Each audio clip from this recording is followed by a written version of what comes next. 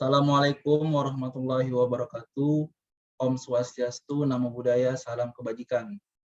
Di sini kami dari kelompok 4 yang beranggotakan saya sendiri Farhan Arhami, rekan saya ada Khairul Akbar Dewantoro, Margaret Yolanda, Rahmat Adila, dan Rindi Nawangsari akan mempresentasikan chapter 9 dan 10 dari buku Practicing Organization Development by Wiley. Untuk selanjutnya akan dilanjutkan oleh rekan saya Margaret Yolanda. Chapter 9 atau Engaging the Client System, sistem yang melibatkan klien. Menurut pendapat David W. Jamison and Rahel L. Narell, sistem kerja yang melibatkan semua peran layanan, konsultasi, dan bantuan merupakan platform yang sukses dengan hasil yang akan terus berkelanjutan. Sistem kerja ini memiliki kualitas hubungan dan pengaruh bagi Anda dan kemampuan klien untuk berkomunikasi serta berkoordinasi guna membangun sistem kerja yang baik. Pada awalnya memang terdapat kesulitan dan tantangan untuk melakukan, akan tetapi dengan kualitas dan kejelasan pada fondasi sistem kerja yang baik akan membantu organisasi dalam pekerjaannya. Sistem kerja yang baik melibatkan klien harus melalui orientasi filosofi, gaya, dan pendekatan dengan kliennya.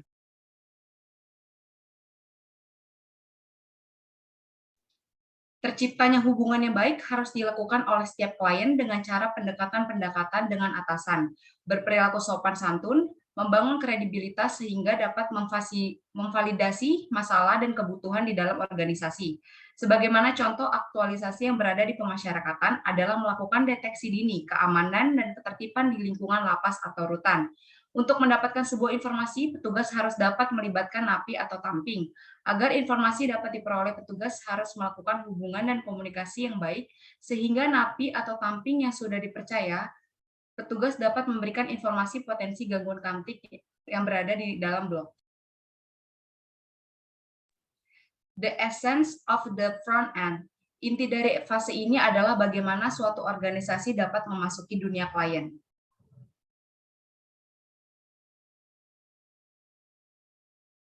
Bruce and Wyman, intervensi yang mempengaruhi sistem klien, diskusi, dan pengumpulan info harus dilakukan di awal fase ini. Dalam pemasyarakatan, intervensi yang diberikan kepada narapidana yaitu contoh pembentukan struktur narapidana seperti ditunjukkannya wali blok, koordinator lapangan, tamping, foreman narapidana, dan lain sebagainya. Agar mereka dapat memahami kondisi tujuan lapas, yaitu untuk menciptakan keamanan dan ketertiban. Untuk mendapatkan informasi deteksi dini dari gangguan kamtip, perlu adanya kerjasama narapidana dan kepercayaan para petugas. Kesimpulannya, petugas harus membangun komunikasi dengan baik, dengan menciptakan kerjasama, serta membangun kepercayaan untuk mencari potensi-potensi gangguan kamtip yang mengakibatkan kerusuhan di dalam lapas atau rutan.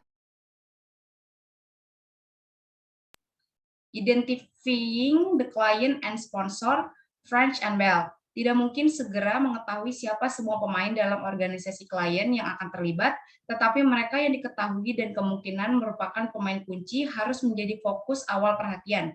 Contoh dalam keamanan di lapas, klien yang berperan sebagai pemain kunci adalah para tamping dan foreman narapidana dalam memberikan informasi kepada petugas lapas. Cumming and Worley. Terkadang klien di awal digantikan oleh klien berikutnya saat intervensi berlangsung. Contohnya yaitu pergantian tamping akan terus bergantian seiring habisnya masa hukuman mereka di dalam lapas. Pada fase ini mungkin terdapat klien utama dan ada yang berperan sebagai klien sekunder. Selanjutnya akan dilanjutkan oleh rekan saya Rindi Nawangsari. Selanjutnya ialah becoming oriented to the client world. Praktisi OP juga harus membiasakan diri dengan karakteristik sistem klien, termasuk pekerjaan, struktur, teknologi, budaya, dan orang. Ini adalah bagian penting yang disebut pemetaan.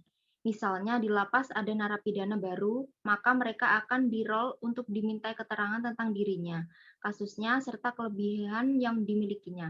Misalkan terdapat narapidana yang pintar adalah hal menjahit, maka si narapidana tersebut akan ditempatkan di BIMKER, khusus mesin jahit, atau narapidana yang pintar memasak, maka akan dijadikan tamping dapur untuk memasak bahan-bahan makanan narapidana. Next.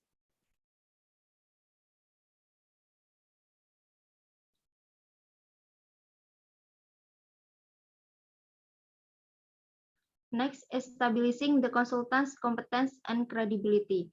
Yang pertama, kompetensi dan kredibilitas OD harus sangat diperhatikan, karena pada klien juga pasti memperhatikan kompetensi dan kredibilitas OD.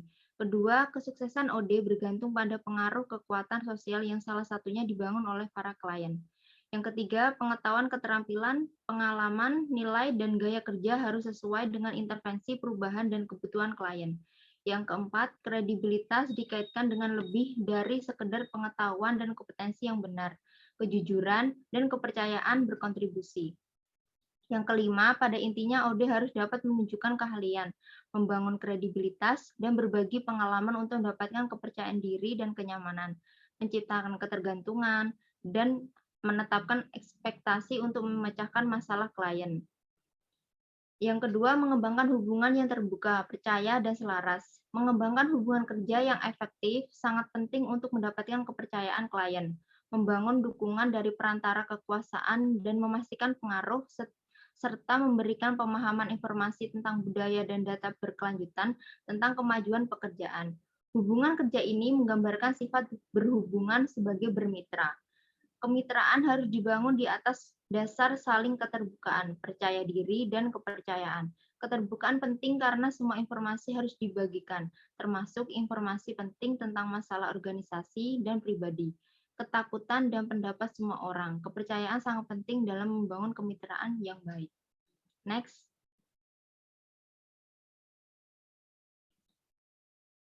Praktisi OD harus bisa menampilkan rasa aman terkait hubungan yang dilakukan klien terkait segala informasi yang bersifat umum maupun rahasia.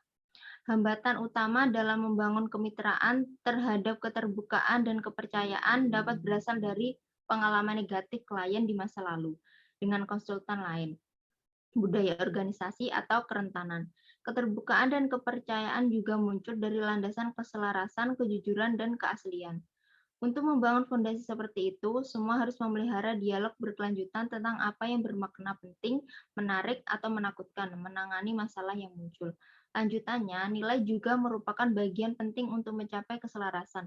Setiap orang bekerja dengan metode dan hasil yang diinginkan. Secara alamiah dapat dikatakan bahwa unsur penting dalam membangun kemitraan adalah keterbukaan dan kepercayaan. Dalam prosesnya selalu membicarakan dengan baik setiap permasalahan yang dihadapi serta mencari solusi jalan keluar untuk kepentingan bersama. Next.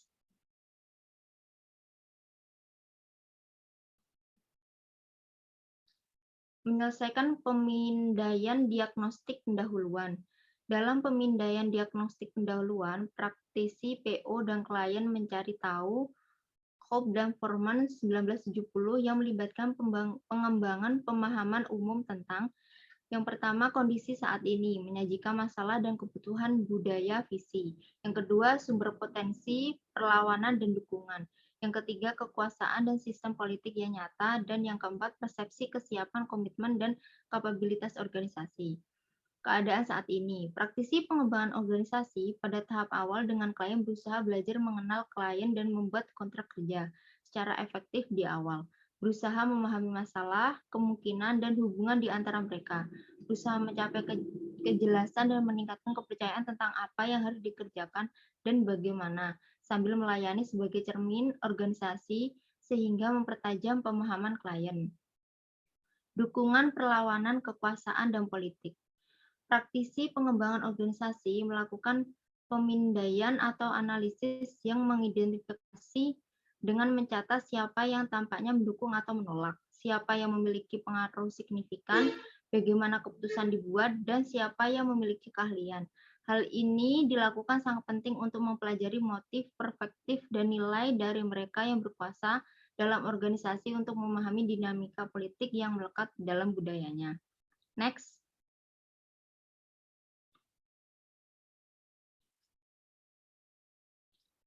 Kesiapan, komitmen, dan kapabilitas. Saat melakukan pemindaian awal, praktisi OD harus menilai organisasi kesiapan, tingkat komitmen, kemampuan anggota, dan tingkat sumber daya yang tersedia untuk mendukung upaya tersebut, termasuk komitmen pemangku kepentingan utama. Orang bisa menjadi menentang perubahan arah netral tentang membiarkan itu terjadi, pasif untuk itu, atau ingin membuatnya terjadi. Di beberapa organisasi, ini bisa jadi baru, kontrak budaya dan orang mungkin sangat kaku. Yang lain mungkin sudah terbiasa untuk berubah, memiliki budaya belajar. Komitmen dinilai dengan memastikan keterlibatan kekuatan, pendukung perubahan, dan beberapa besar pembangunan kesiapan dibutuhkan. Next.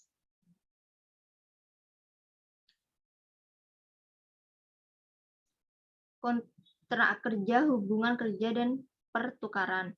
Informasi yang dipelajari sejauh ini memberikan dasar untuk proses kontrak dan data untuk mengidentifikasi isi pekerjaan dan kontrak. Kontrak adalah tepat mengingat akar aslinya. Traktus menggambarkan sesuatu, kon dengan orang lain. Blok 2011 mengacu pada kontrak sebagai perjanjian eksplisit tentang apa yang harus dilakukan oleh semua pihak, harapkan, dan bagaimana mereka harus bekerja sama. Ini bisa berupa dokumen formal atau kesepakatan lisan di mana keinginan, penawaran, dan kekhawatiran setiap orang diklarifikasi dan kesepakatan dicapai melalui perundingan Westport 1973. Mendefinisikan kontrak sebagai pertukaran harapan yang eksplisit. Mengklarifikasi apa yang diharapkan semua pihak untuk diperoleh dari hubungan. Lalu membuat kontrak untuk pekerjaan. Praktisi OD harus mulai dengan mendapatkan kesepakatan tentang hasil yang diinginkan. Yang dimaksud hasil proposisi nilai S dan pilihan metode, waktu, dan akutabilitas diantisipasi. Mereka harus menetapkan faktor penentu keberhasilan atau kriteria efektivitas organisasi yang dapat kemudian digunakan dalam mengevaluasi keberhasilan. Ini dapat mencakup hasil yang objektif dan terukur, seperti pengurangan, pergantian, atau peningkatan kualitas, dan atau hasil sikap atau perilaku yang lebih subjektif, seperti peningkatan moral atau kelompok positif dinamika, namun tidak ada jaminan perbaikan dalam sistem kerja manusia. Selanjutnya akan dilanjutkan oleh rekan saya, Khairul.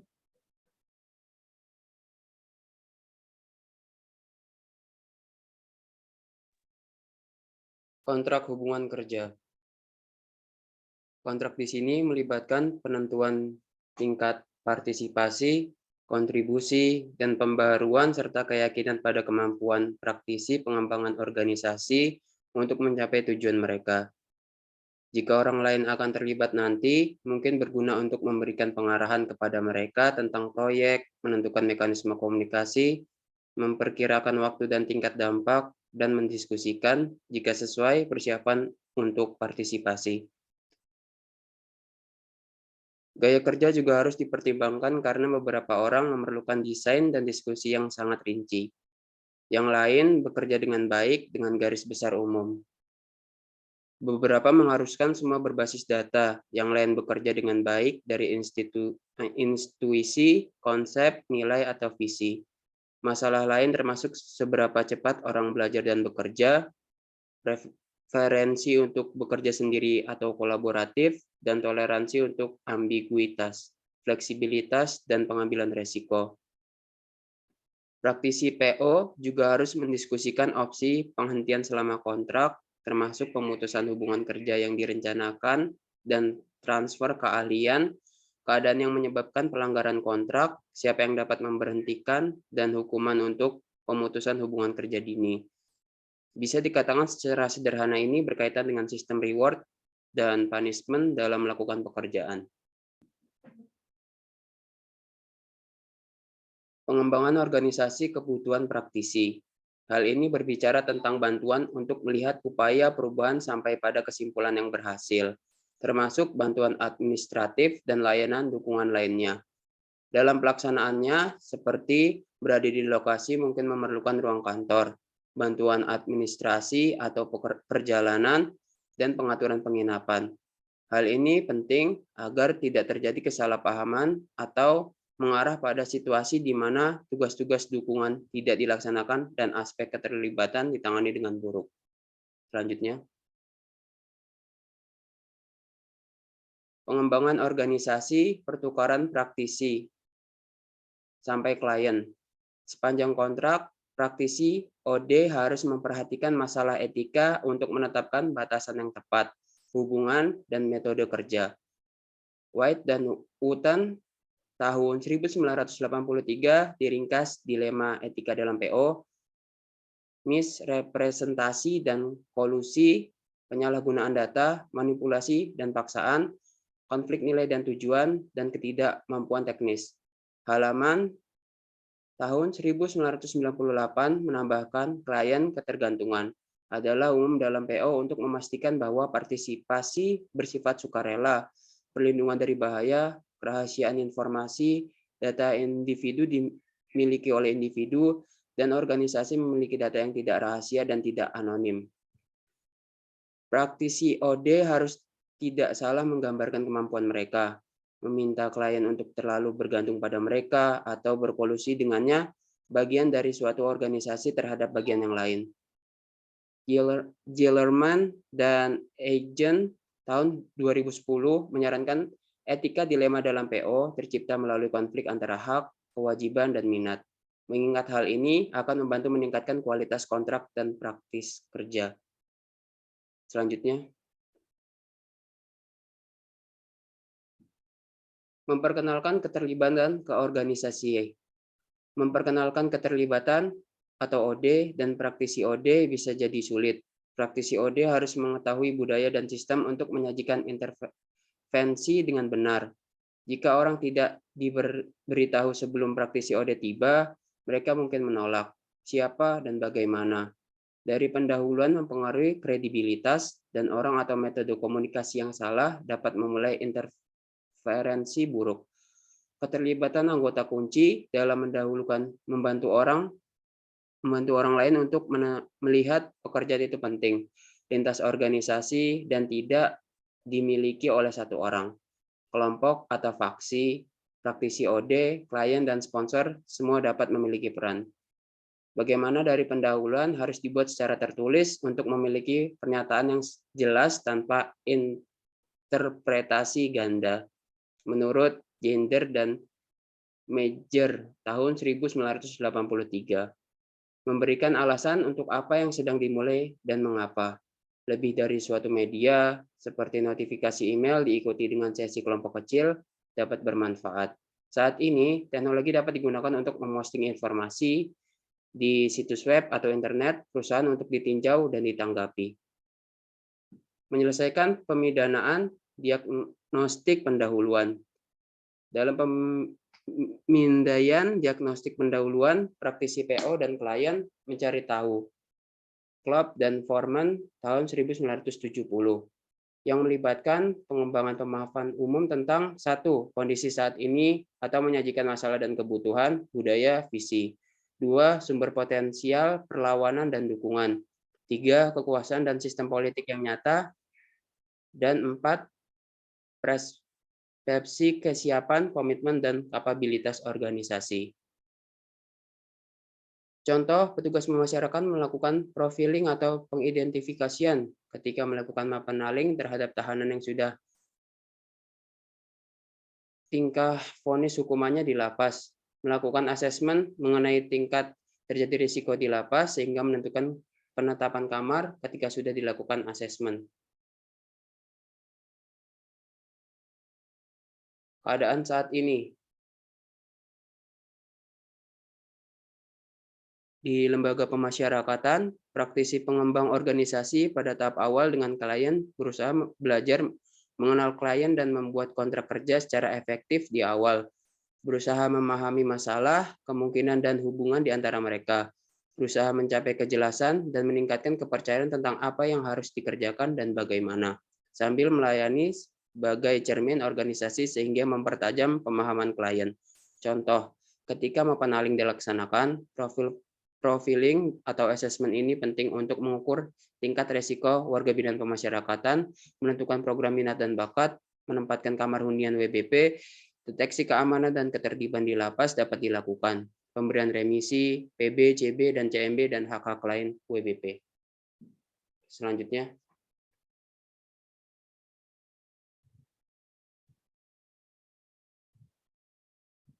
Dukungan, perlawanan, kekuasaan, dan politik.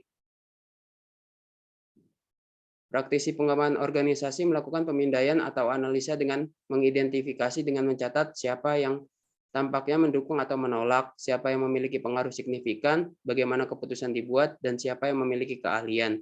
Hal ini dilakukan sangat penting untuk mempelajari motif, perspektif, dan nilai dari mereka yang berkuasa dalam organisasi untuk memahami dinamika politik yang melekat dalam budaya. Contoh, dukungan program pembinaan oleh pihak ketiga seperti BLK,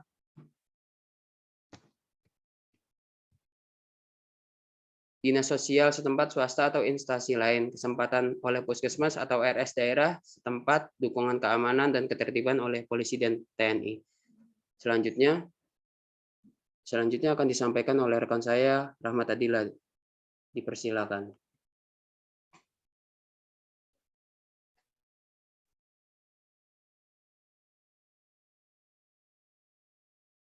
Kesiapan, komitmen, dan kapabilitas.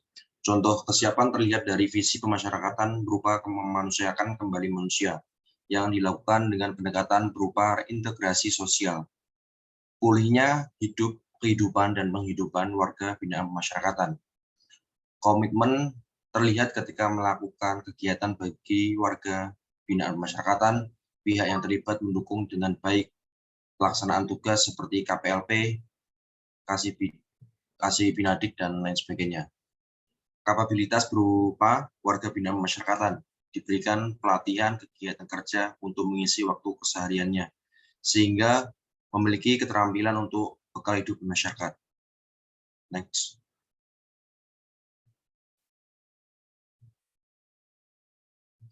Menurut Launch D.D. Warich,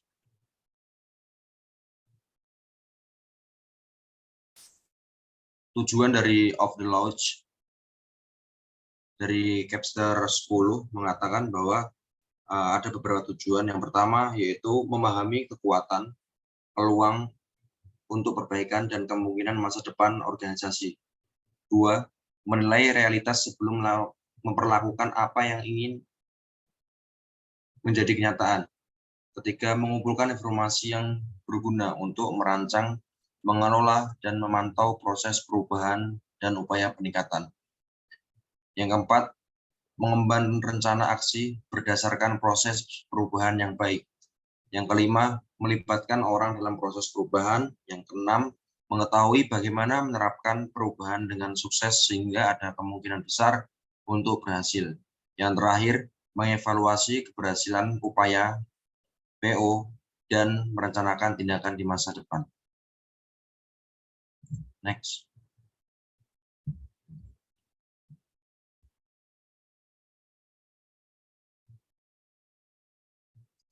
Developing out the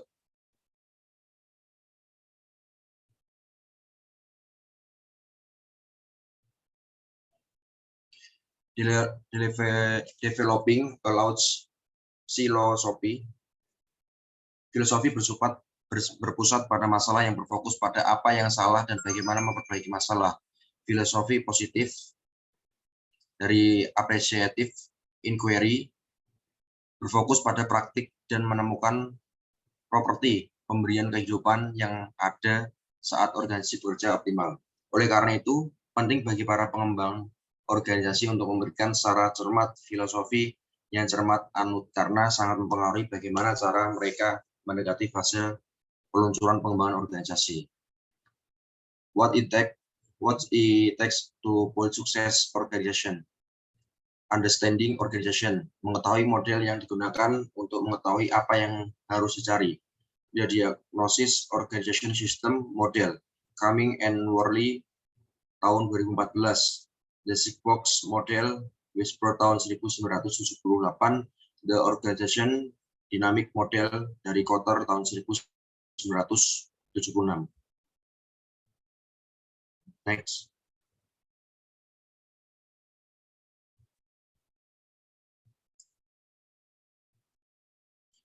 Consideration in applying the launch phase of the organization development to changing times, atau pertimbangan dalam menerapkan tahap peluncuran organisasi, perkembangan ke waktu yang berubah. Dalam mengembangkan organisasi membutuhkan suatu perubahan pemikiran, metode, bahkan aplikasi baru. Yang perlu untuk diingat ialah dapat menemukan upaya agar mempercepat proses perubahan dan melakukan perubahan yang terlihat.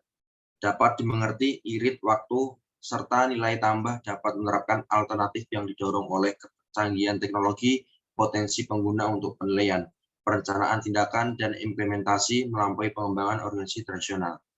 Yang mungkin dilakukan di masyarakatan adalah yang pertama, tidak takut untuk memulai suatu perubahan, untuk memiliki pimpinan yang dapat menerima perubahan, kemudian membangun budaya kinerja yang baik dan berambisi tinggi, selalu mau melakukan evaluasi terhadap diri sendiri dan instansi. Diberikan pelatihan edukasi guna mengumpulkan para organisasi dapat menjadi klien invasive. Next.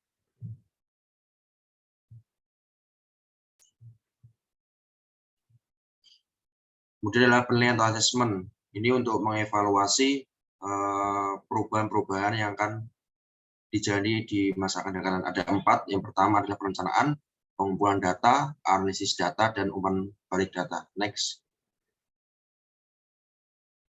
Assessment. Assessment ini digunakan untuk pertama teknologi pengumpulan data, kemudian evaluasi yang direncanakan, kemudian umpan balik data. Setelah umpan balik data, kita analisis data. Kemudian slide selanjutnya akan disampaikan oleh rekan saya, Farhan Arhami. Waktu dan tempat dipersilakan. Oke, akan saya lanjutkan. Selanjutnya, perencanaan tindakan atau action planning. Perencanaan tindakan merupakan proses kolaboratif berdasarkan perencanaan sistematis upaya perubahan. Apabila dilakukan secara efektif, bisa mobilisasi orang, pertinggi impak perubahan, dan meningkatkan kecepatan ketika yang dibutuhkan buat mencapai hasil. Apabila dilakukan menggunakan near efektif planning, tindakan akan membuat komitmen yang kecil, kemungkinan implementasi yang rendah, dan membuat impak samping negatif yang near diinginkan. Kemudian ada proses perencanaan tindakan, yaitu melibatkan pemangku kepentingan utama, kemudian evaluasi dan prioritaskan data yang relevan. Selanjutnya, merumuskan strategi untuk perubahan, menyetujui perubahan, dan lain-lain. Kemudian mengembangkan strategi perubahan untuk dapat menerapkan perubahan yang sudah menjadi tujuan yang harus dilandaskan pada proses perubahan, sama pentingnya dengan perubahan aktual.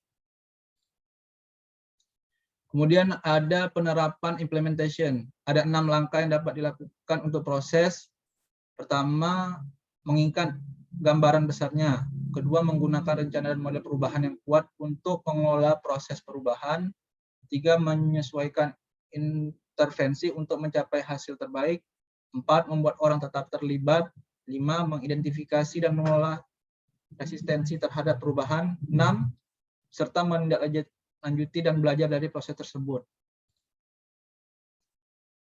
Contoh di pemasyarakatan, menciptakan zona integritas menuju wilayah birokrasi bersih dan melayani. Dan untuk mengurangi segala bentuk penyimpangan dalam UPT pemasyarakatan, maka dilakukan langkah-langkah strategis melalui pembangunan zona integritas dengan menetapkan UPT pemasyarakatan untuk diusulkan menjadi WBK atau WBBM.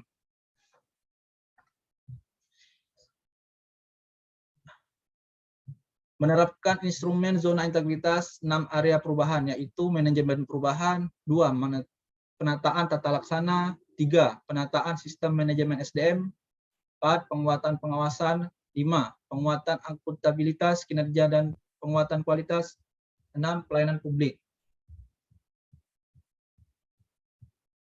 Mungkin hanya ini saja yang dapat kami sampaikan, lebih dan kurangnya kami mohon maaf. Kami akhiri, wabillahi taufiq wal hidayah. Wassalamualaikum warahmatullahi wabarakatuh.